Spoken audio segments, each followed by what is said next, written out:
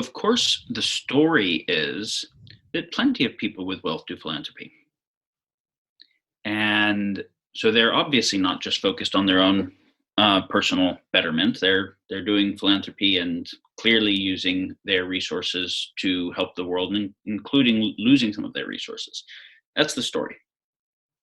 And I'm not saying that there are no places where that's true. There are some places where that's true. Mm-hmm. There's a lot of places where that's signaled it's not really true. Mm-hmm.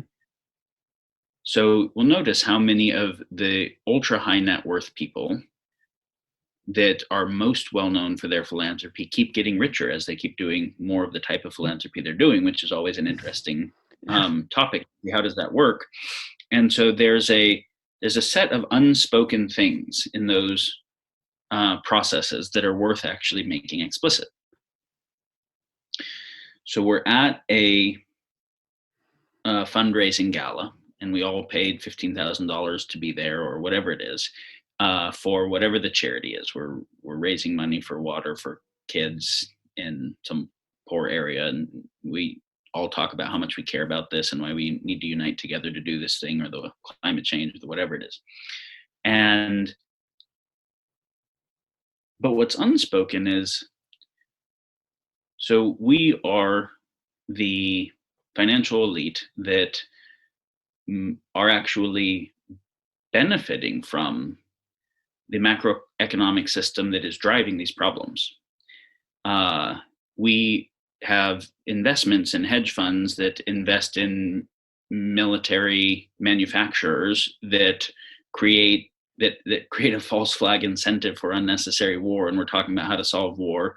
We have money invested in fossil fuels, or anything that uses fossil fuels downstream, or there's poverty, but we have a system that we know can't not have a power law distribution on economics, and that systemically creates and maintains poverty. And so then the thing that we don't say is, okay, I'm here at the gala donating, and I'm saying that I'm committed to help this problem. But what I'm really committed to is maintaining the privilege that I benefit from of being at the very top of this power law distribution of wealth. And hopefully not just maintaining it, but advancing it. And if I thought my engagement here would not maintain it, I probably wouldn't be here, right? And so, well, how does it do that? Well, I obviously get some social status signaling from being here. I'm continuing to reinforce my relationships with elite in-groups that is where the business opportunities are going to happen. And beyond just even business opportunities, let's say we fail at business, we'll just bail ourselves out afterwards. Let's say there's a financial collapse like 2008 and the banks seem like they need to go bankrupt. We can just say too big to fail. Again, use the financial powers to control government forces such that a bailout happens that is totally not a market.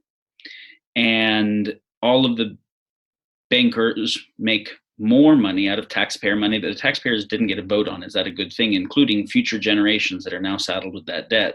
So especially if there's high uncertainty where I don't even know as an elite what to invest in, I at least know that being part of the elite class is the best thing.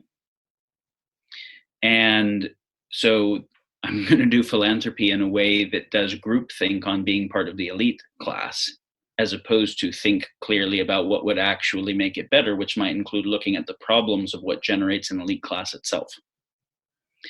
So I could give a lot more examples. My friend Michael Vassar did a lot to inform me in understanding these type of dynamics where I had been naive to them. And it's important because there's a big difference between someone who has a deep, earnest desire to address these things, even where it is not personally beneficial, or even where it's personally costly, versus where someone signals that interest, but only actually takes the opportunities that are not personally costly. So I'm bringing this up because you said, what about getting wealthy people to defect on the thing? It's important to know that it really is defect on the thing. Mm-hmm. Mm-hmm. And so it's important to know what the thing is, what the set of dynamics are well enough that one can be honest about these things.